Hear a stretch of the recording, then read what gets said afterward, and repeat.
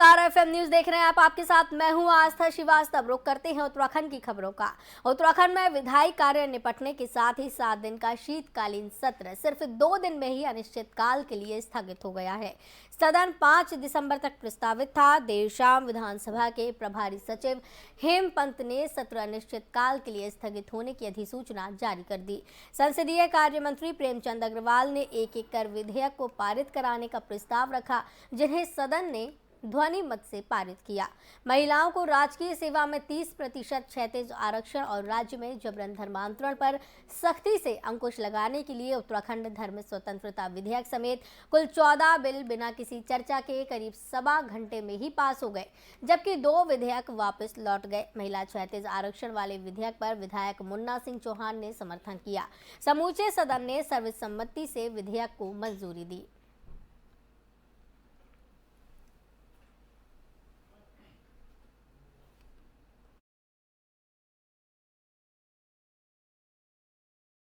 आपको बताते चले कि विधानसभा का शीतकालीन सत्र 7 दिनों तक के लिए प्रस्तावित था, लेकिन 2 दिन में ही 7 दिनों के शीतकालीन सत्र को स्थगित कर दिया गया है। और वहीं कांग्रेस जिस तरीके से सरकार को घेरने की कोशिश कर रही थी, कहीं ना कहीं ऐसा प्रतीत हो रहा है कि सरकार उससे डर गई है या सरकार सवालों के जवाब सही तरीके से नहीं दे पाई है। 7 दिन का प्रस्तावित सत्र मात्र 2 दिन में ही समाप्त हो गया है। अनिश्चितकाल के लिए सत्र को स्थगित किया गया है। मात्र 2 दिन में 13 घंटे 47 मिनट तक सत्र चला है।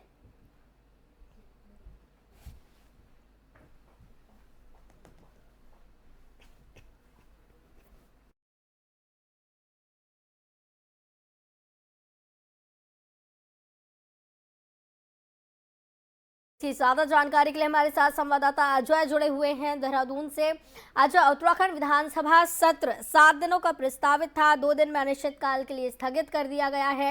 ऐसा क्या कुछ हुआ कि अनिश्चितकाल के लिए मात्र 13 घंटे 47 मिनट में ही स्थगित कर दिया गया? देखिए, चूंकि 29 नवंबर से विधानसभा का सत्र प्रस्तावित था और 5 दिसंबर तक ये सत्र चलना था, लेकिन 2 ही दिन में विधायी कार्य पूरे हो गए और इसके बाद सत्र को अनिश्चित काल के लिए स्थगित कर दिया गया। कुल मिलाकर विपक्ष की ओर से बार बार यही सवाल उठाया जा रहा है कि विपक्ष की आवाज को दबाने का काम किया गया। विपक्ष तमाम मुद्दों को लेकर सरकार को घेर रही थी और ऐसे में सरकार की ओर से आनंद फानंद में 14 विधेयकों को बिना किसी चर्चा के ही पास करा दिया गया और उसके बाद जो कार्यवाही है वो अनिश्चित काल के लिए स्थगित कर दी गई। विधानसभा अध्यक्ष का कहना है कि कार्य मंत्रणा समिति की बैठक में पहले जो बैठक हुई थी उसमें 1 दिन का की जो बिजनेस है वो तय किया गया और दूसरी बार जो बैठक हुई तो दूसरे 1 दिन के लिए फिर बिजनेस तय किया गया। इस बीच अनुपूरक बजट जो है 5,440 करोड़ का वो पेश किया गया विधानसभा के सदन के पटल पर और उसको ध्वनि मत से पास करा दिया गया। इसके बाद जब विभागवार बजट पर चर्चा होनी थी उस समय विपक्ष के जो नेता हैं वो नदारद रहे। वो तमाम मुद्दों को लेकर के आवाज उठा रहे थे। सदन की कार्यवाही बाधित भी हो रही थी और ऐसे में जब विपक्ष नहीं था वहां पर तेजी के साथ सारे विभागों के जो विभागवार बजट है उसको ध्वनि मत से पास करा दिया गया। इसके साथ साथ जो 14 विधेयक हैं उन 14 विधेयकों को भी जब पास कराने की बात आई तो विपक्ष का यही कहना है कि वहां पर चर्चा होना चाहिए था, लेकिन चर्चा नहीं किया गया और क्योंकि सत्ता पक्ष के ही विधायक वहां पर मौजूद रहे तो इसलिए उन सारे विधेयकों को ध्वनि मत से पास करा दिया गया। कुल मिलाकर के देखिए, वाकई में ये सवाल जरूर है कि जब सत्र की अवधि तय की गई थी उसके बाद से सत्ता पक्ष के भी विधायक विपक्ष के भी विधायक इस बात की मांग कर रहे थे कि क्योंकि काफी कम समय है और सत्र काफी बिल्कुल अजय, 7 दिन का समय ही जब कांग्रेस को विपक्ष को कम लग रहा था, बढ़ाने सत्र की मांग करने वाले थे, लेकिन 2 दिन में ही इसको समेट दिया गया। जी हाँ, बिल्कुल।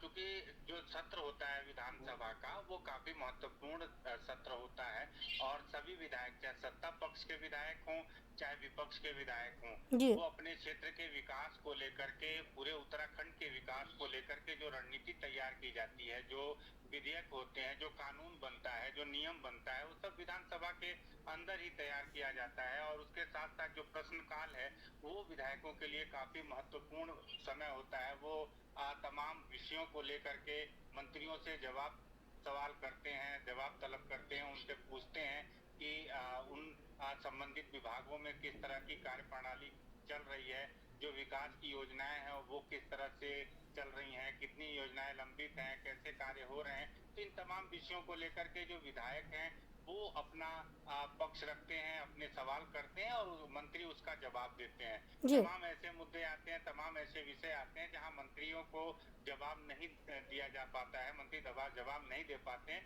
तो उसको वो ये कहते हैं कि वो लिखित में बाद में उसका उत्तर देंगे। तो अजय, कहीं ना कहीं ऐसा आपको जी, लगता है, कहीं ना कहीं ऐसा आपको लगता है कि सरकार जवाब देने में असफल रही, इस वजह से ये सब कुछ हुआ?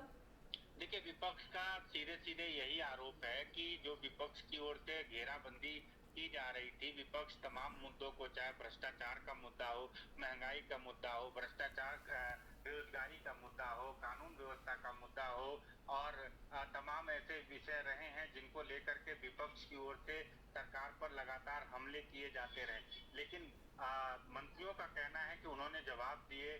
संसदीय कार्य मंत्री का कहना है कि पूरे कार्य नियमानुसार हुए, क्योंकि अब आगे की कोई का जो बिजनेस है वो तय नहीं किया गया था, आगे क्या क्या काम करना है वो तय नहीं था। इस जी। वजह से सारे कार्य पूरे हो गए जब, तो इसलिए इस सत्र को समेट करके 2 ही दिन का किया गया और 2 ही दिन में पूरा सत्र निपटा दिया गया। सवाल ये भी रहा कि गैरसैंण को ग्रीष्मकालीन राजधानी बनाया गया है। जी। पिछले 1 साल के दौरान गैरसैंण में एक भी बजट सत्र नहीं आयोजित किया गया, कोई भी सत्र आयोजित नहीं किया गया। तो ऐसे में विपक्ष की बार बार यही मांग थी कि सरकार को गैरसैंण पर जवाब देना है। इसी तरह से अंकिता हत्याकांड हुआ था, विधानसभा में बिल्कुल अजय, तो एक तरीके से ये भी कहा जा सकता है कि इस बार विपक्ष काफी मजबूत था और सरकार जवाब देने में असफल रही, इस वजह से 2 दिन में ही सत्र को समाप्त कर दिया गया। या बिल्कुल, देखिए, विपक्ष की ओर से जो मुद्दे उठाए गए थे वो जनता से जुड़े मुद्दे रहे, कानून व्यवस्था से जुड़ा मुद्दा रहा, भ्रष्टाचार का मुद्दा रहा, बेरोजगारी, महंगाई, ये तमाम ऐसे विषय रहे जिसको लेकर के विपक्ष ने पहले सड़क पर भी आंदोलन किया और जब सदन में आंदोलन की बारी आई तो उन्होंने सदन के अंदर भी अपनी आवाज बुलंद की। सरकार का यही कहना है कि उन्होंने सभी विषयों को लेकर के जो विषय विपक्ष की ओर से उठाए गए उसमें कार्रवाई की जा रही है। जिन लोगों ने भ्रष्टाचार किए हैं उनकी धरपकड़ की जा रही है, उनको सलाखों के पीछे पहुंचाया जा रहा है, उनके लिए पैरवी इस तरह से की जा रही है कि उनको अदालत से भी छूट न मिल पाए और उनको जो सजा का प्रावधान अदालत की ओर से होना चाहिए वो सजा उनको मिलनी चाहिए। जो लोग आरोपी हैं, जो लोग दोषी हैं, उन सभी के खिलाफ कार्रवाई करने की तैयारी जो सरकार की ओर से की गई है उसको अमली जामा पहनाया जा रहा है। सरकार ने अपना पक्ष रखा है। सरकार का यही कहना है कि सारे जो विधायी कार्य हैं वो सब कार्य समय पे हो गए और जब विपक्ष वहां सदन के अंदर मौजूद नहीं था उस समय ध्वनि मत से सारे विधेयकों को पास कराया गया। तो ऐसे में विपक्ष की ओर से जो आरोप लगाए जा रहे हैं वो निराधार आरोप हैं। हालांकि विधानसभा अध्यक्ष ने एक बात और साफ तौर पर यही कहा है कि चूंकि जो सदन चलता है वो सदन में एक एक मिनट, एक एक सेकंड में जो पैसे हैं वो लगते हैं, इतना खर्चा आता है और वो जनता की गाढ़ी कमाई का पैसा है। तो ऐसे में उसको व्यर्थ नहीं जाने देना चाहिए था और इसी वजह से जो सदन है वो खत्म कर दिया गया, क्योंकि उनके पास कोई कार्य नहीं था, कोई बिजनेस नहीं था।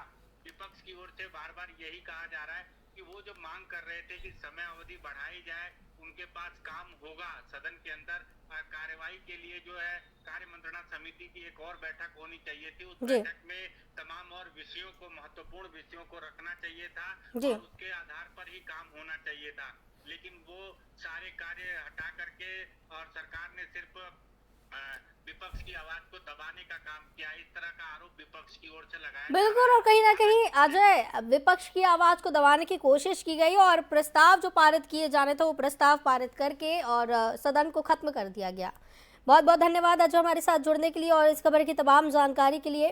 तो आपको बताते चले कि 2 दिन में ही विधानसभा का शीतकालीन सत्र खत्म कर दिया गया है। 7 दिन का ये सत्र चलना था, लेकिन 13 घंटे 47 मिनट में ही इस सत्र को खत्म कर दिया गया है। विपक्ष की तरफ से तमाम सवाल खड़े किए जा रहे हैं सरकार के ऊपर और एक बड़ा सवाल ये भी खड़ा हो रहा है कि सरकार क्या विपक्ष के जवाब देने में नाकामयाब साबित हुई है।